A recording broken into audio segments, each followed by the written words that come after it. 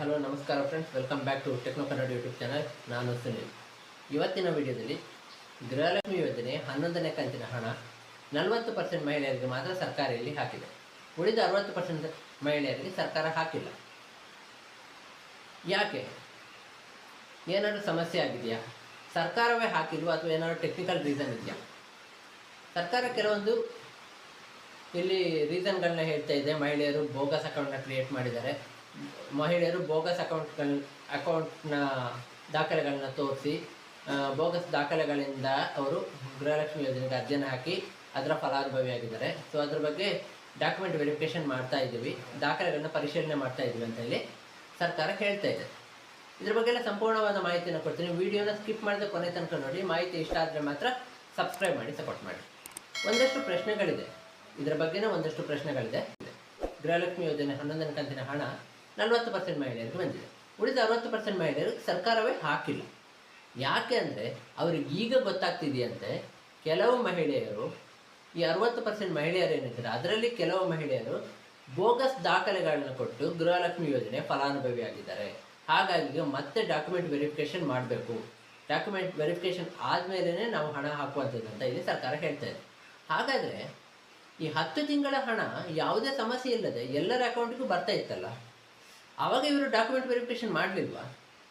ಗೃಹಲಕ್ಷ್ಮಿ ಯೋಜನೆಗೆ ಅರ್ಜಿಯನ್ನು ಸಲ್ಲಿಸುವಂಥ ಟೈಮಲ್ಲಿ ಅರ್ಜಿ ವೆರಿಫಿಕೇಷನ್ ಮಾಡ್ತಾ ಇದ್ದೀವಲ್ವ, ಆವಾಗ ಇವರಿಗೆ ಗೊತ್ತಾಗಿಲ್ವ ಇವರು ಬೋಗಸ್ ದಾಖಲೆಗಳನ್ನ ಕೊಟ್ಟು ಗೃಹಲಕ್ಷ್ಮಿ ಯೋಜನೆಗೆ ಅರ್ಜಿಯನ್ನು ಸಲ್ಲಿಸ್ತಾ ಇದ್ದಾರೆ, ನಾವು ಇದನ್ನು ಅಕ್ಸೆಪ್ಟ್ ಮಾಡಬಾರ್ದು, ನಾವು ಇದರಿಗೆ ಅಪ್ರೂವಲ್ ಕೊಡಬಾರ್ದು ಅಂತ ಅವ್ರಿಗೆ ಗೊತ್ತಾಗಿಲ್ವಾ?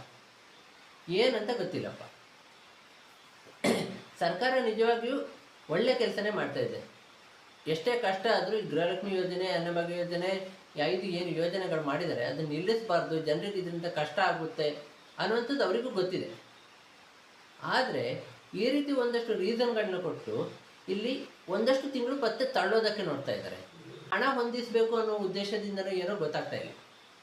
ಒಂದು ವಿಷಯ ಏನಪ್ಪ ಅಂದರೆ, ಸರ್ಕಾರ ಒಂದು ಯೋಜನೆಯಿಂದ ಹಣವನ್ನು ತೆಗೆದು ಇನ್ನೊಂದು ಯೋಜನೆಗೆ ಹಾಕ್ತಾ ಇದೆ. ಉದಾಹರಣೆಗೆ ಈಗ ಹನಿ ನೀರಾವರಿ ಕೃಷಿ ಯೋಜನೆಯಲ್ಲಿ ಕೃಷಿಕರಿಗೆ ಹನಿ ನೀರಾವರಿಗೆ ಅಂತ ಒಂದಷ್ಟು ಸಬ್ಸಿಡಿಗಳನ್ನ ಕೊಡ್ತಾರೆ. ಸೊ ಅದರಲ್ಲಿ 75% ಸಬ್ಸಿಡಿ ಇರುತ್ತೆ. ಸೊ ಈ SC/ST ಅವರಿಗೆ 75% ಸಬ್ಸಿಡಿ ಇದೆ, ಅದನ್ನು ಅವರು ಚೇಂಜ್ ಮಾಡಿಲ್ಲ. ಆದರೆ ಜನರಲ್ಸ್ಗಳಿಗೆ 75% ಇದ್ದ ಸಬ್ಸಿಡಿಯನ್ನು 28% ಮಾಡಿದ್ದಾರೆ. ನಮ್ಮ ರಾಜ್ಯದಲ್ಲಿ ಎಷ್ಟೋ ಕೃಷಿಕರಿದ್ದಾರೆ ಹನಿ ನೀರಾವರಿ ಪದ್ಧತಿನ ಅಳವಡಿಸ್ಕೊಳ್ತಾ ಇದ್ದಾರೆ. ಸೊ ಈ ರೀತಿ ಮಾಡಿ ಆ ಹಣದಿಂದ ಈ ಯೋಜನೆಗಳಿಗೆ ಹಣವನ್ನು ಹೊಂದಿಸುವಂಥ ಪ್ರಯತ್ನ ಮಾಡ್ತಾ ಇದೆಯಾ ಸರ್ಕಾರ ಅಂತ ಗೊತ್ತಿಲ್ಲ. ಆದರೆ ಈ ರೀತಿಯ ಒಂದು ಆಗ್ತಾ ಇದೆ. ಯಾಕಂದರೆ ಇವ್ರ ಹತ್ರ ಹಣ ಇಲ್ಲ. ಈಗ ಸರ್ಕಾರದ ಆಸ್ತಿಗಳನ್ನ ಈಗಾಗಲೇ ಮಾರಿದ್ದಾರೆ. ಸೊ ಇವರ ಹತ್ರ ಈಗ ಹಣ ಹೊಂದಾಣಿಕೆ ಮಾಡೋಕ್ಕೆ ಆಗ್ತಾ ಇಲ್ಲ. ಈ ಕಾರಣದಿಂದಾಗಿಯೇ ಸರ್ಕಾರ ಈ ರೀತಿ ಮಾಡ್ತಾ ಇದೆ. ಅಂದರೆ ಒಂದಷ್ಟು ತಿಂಗಳು ಈ ರೀತಿ ಏನಾದರೂ ಯೋಜನೆಗಳನ್ನ ಮಾಡಿ ಒಂದಷ್ಟು ತಿಂಗಳು ಮತ್ತೆ ದುಡೋದಕ್ಕೆ ಟ್ರೈ ಮಾಡ್ತಾ ಇದ್ದಾರೋ ಏನೋ ಗೊತ್ತಿಲ್ಲ. ಒಂದು ವೇಳೆ ಮಹಿಳೆಯರು ಬೋಗಸ್ ಅಕೌಂಟ್ಗಳನ್ನ ಅಂದರೆ ಬೋಗಸ್ ದಾಖಲೆಗಳನ್ನ ಕೊಟ್ಟು ಗೃಹಲಕ್ಷ್ಮಿ ಯೋಜನೆಗೆ ಅರ್ಜಿಯನ್ನು ಸಲ್ಲಿಸಿ ಅದರ ಫಲಾನುಭವಿ ಆಗಿದ್ದಾರೆ ಅಂತಾದರೆ ಖಂಡಿತ ಅವರು ಇದೊಂದು ಒಳ್ಳೆ ನಿರ್ಧಾರ ಸರ್ಕಾರದ್ದು.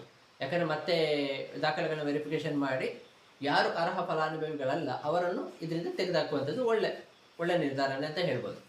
ಆದರೆ ಹಣ ಹೊಂದಾಣಿಕೆಗೋಸ್ಕರ ಈ ಥರ ಮಾಡ್ತಾ ಇದ್ದರೆ ಎಲ್ಲಾದರೂ ಮಹಿಳೆಯರ ಒಂದು ವಿಶ್ವಾಸವನ್ನು ಕಳ್ಕೊಳ್ಬೇಕಾಗುತ್ತೆ ಸರ್ಕಾರ. ಇದು ಒಂದು ವಿಷಯ ಇಲ್ಲಿ. ಇನ್ನು ಈಗ ಸರ್ಕಾರ ಈ BPL ಕಾರ್ಡ್ದಾರರಿಗೆ ಒಂದಷ್ಟು ಮಾನದಂಡಗಳನ್ನ ಕೊಟ್ಟಿತ್ತು. ಅಂದರೆ ವಾರ್ಷಿಕ ಆದಾಯ 1,20,000 ಮೀರಿರಬಾರ್ದು, 3 ಎಕರೆಗಿಂತ ಹೆಚ್ಚಿನ ಜಮೀನು ಇರಬಾರ್ದು, 1000 ಸ್ಕ್ವೇರ್ ಫೀಟ್ಗಿಂತ ಜಾಸ್ತಿ ಜಾಗದಲ್ಲಿ ಮನೆ ಇರಬಾರ್ದು, ಹಾಗೆ ವೈಟ್ ಬೋರ್ಡ್ ಕಾರ್ ಹೊಂದಿರಬಾರ್ದು. ಈ ರೀತಿ ಒಂದಷ್ಟು ಮಾನದಂಡಗಳಿತ್ತು. ಅದು ಗೃಹಲಕ್ಷ್ಮಿ ಯೋಜನೆಯಲ್ಲಿ ಅಪ್ಲೈ ಮಾಡುವಾಗಲೂ ಅದು ಇರುತ್ತೆ. ಅಂದರೆ ಗೃಹಲಕ್ಷ್ಮಿ ಯೋಜನೆ GST ಪೇಯರ್ಸ್ಗಳು, ಈ ಗೌರ್ಮೆಂಟ್ ವರ್ಕರ್ಸ್ಗಳಿಗೆ, ಹಾಗೆ ಇನ್ಕಮ್ ಟ್ಯಾಕ್ಸ್ ಕಟ್ತಾರಲ್ಲ ಅಂಥವರಿಗೆ, ಮತ್ತು ವೈಟ್ ಬೋರ್ಡ್ ಕಾರ್ಡ್ ಹೊಂದಿರ್ತಾರಲ್ಲ ಅಂಥವರಿಗೆ, ಅದು 5 ಎಕರೆಗಿಂತ ಜಾಸ್ತಿ ಜಮೀನು ಇರೋರಿಗೆ, ಈ ಥರ ಲ್ಯಾಂಡ್ ಲಾರ್ಡ್ಸ್ಗಳಿಗೆ ಈ ಥರ ಒಂದಷ್ಟು ಇದರಲ್ಲೂ ಕೂಡ ಮಾನದಂಡಗಳಿದೆ. ಈ ಮಾನದಂಡಗಳಲ್ಲಿ ಇದ್ದರೂ ಸಹ ಅದನ್ನು ಮೀರಿ ಬೋಗಸ್ ದಾಖಲೆಗಳನ್ನು ಕೊಟ್ಟು ಎಲ್ಲಾದರೂ ಮಹಿಳೆಯರು ಗೃಹಲಕ್ಷ್ಮಿ ಯೋಜನೆಗೆ ಅರ್ಜಿಯನ್ನು ಸಲ್ಲಿಸಿದರೆ ಈ ಒಂದು ಸರ್ಕಾರದ ನಿರ್ಧಾರ ಶ್ಲಾಘನೀಯ. ಆದರೆ ಏನು ಯಾವ ಕಾರಣ ಅಂತ ಸರ್ಕಾರ ಈ ರೀತಿ ಹೇಳ್ತಾ ಇದೆ, ಆದರೆ ನಿಜವಾದ ಕಾರಣ ಯಾರಿಗೂ ಗೊತ್ತಿಲ್ಲ. ಈ ರೀತಿ ಮಾಡೋದ್ರಿಂದ ಈ ಒಂದು ಅವರು ಹೇಳಿದ ಪ್ರಕಾರ ಈ 60%ಲ್ಲೂ ಒಂದು 15% ಜನರು ಆ ಥರ ಇದೆ ಅಂತ ಹೇಳ್ತಾರೆ. ಉಳಿದ 45% ಮಹಿಳೆಯರಿಗೆ ಇದರಿಂದ ಮೋಸ ಆಗ್ತಿದೆ ಅಂತ ಅನ್ಸಲ್ವಾ ಸರ್ಕಾರಕ್ಕೆ? ಈಗ ಎಷ್ಟೋ ಮಹಿಳೆಯರು ಈ ಗೃಹಲಕ್ಷ್ಮಿ ಯೋಜನೆ ಹಣಕ್ಕೋಸ್ಕರನೇ ಕಾಯ್ತಾ ಇರ್ತಾರೆ. ಆ ಹಣದಿಂದನೇ ಅವರ ಜೀವನ ನಡೀತಾ ಇರ್ತದೆ, ಅವರ ದಿನನಿತ್ಯ ಖರ್ಚು ನಡೀತಾ ಇರ್ತದೆ. ಅವ್ರ ತಿಂಗಳಿಗೂ ಯಾವಾಗ ಹಣ ಬರುತ್ತೆ ಅಂತಲೇ ಕಾಯ್ತಾ ಇರ್ತಾರೆ. ಮಕ್ಕಳು ಫೀಸ್ ಆಗಲಿ, ಯೂನಿಫಾರ್ಮ್ ಆಗಲಿ, ಏನೋ ಒಂದು ಖರ್ಚು ವೆಚ್ಚಕ್ಕೆ ಹಣ ಆಗ್ತಾ ಇರುತ್ತೆ, ಮೆಡಿಸನ್ಗಾಗಲಿ.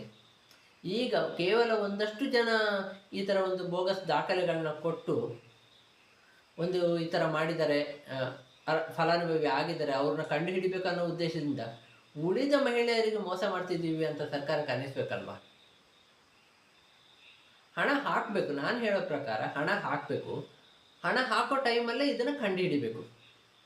ಈಗ ಒಂದಷ್ಟು ಜನರನ್ನು ಕಂಡುಹಿಡಿಯೋಕ್ಕೋಸ್ಕರ ಹಣನ ಪೆಂಡಿಂಗ್ ಇಡುವಂಥದ್ದು, ಹಣ ಹಾಕದೇ ಇರುವಂಥದ್ದು, ಅದು ಕೂಡ ಸರ್ಕಾರ ಹೇಳ್ತಾರೆ ಇದು 1 ತಿಂಗಳಲ್ಲಿ ಮುಗಿಯಲ್ಲ, ಇದು ಎಷ್ಟು ತಿಂಗಳಾಗುತ್ತೋ ಗೊತ್ತಿಲ್ಲ, ಎಲ್ಲ ಮುಗಿದ್ಮೇಲೆ ಒಟ್ಟಿಗೆ ಹಾಕ್ತೀವಿ ಹಣನ ಅಂತ. ಯಾವುದು ಸತ್ಯ ಯಾವುದು ಸುಳ್ಳು ಅಂತ ಗೊತ್ತಿಲ್ಲ. ನಿಮ್ಗೇನು ಅನಿಸುತ್ತೆ ಕಮೆಂಟ್ ಮಾಡಿ ತಿಳಿಸಿ. ವಿಡಿಯೋ ನೋಡಿದ್ದಕ್ಕಾಗಿ ಧನ್ಯವಾದಗಳು.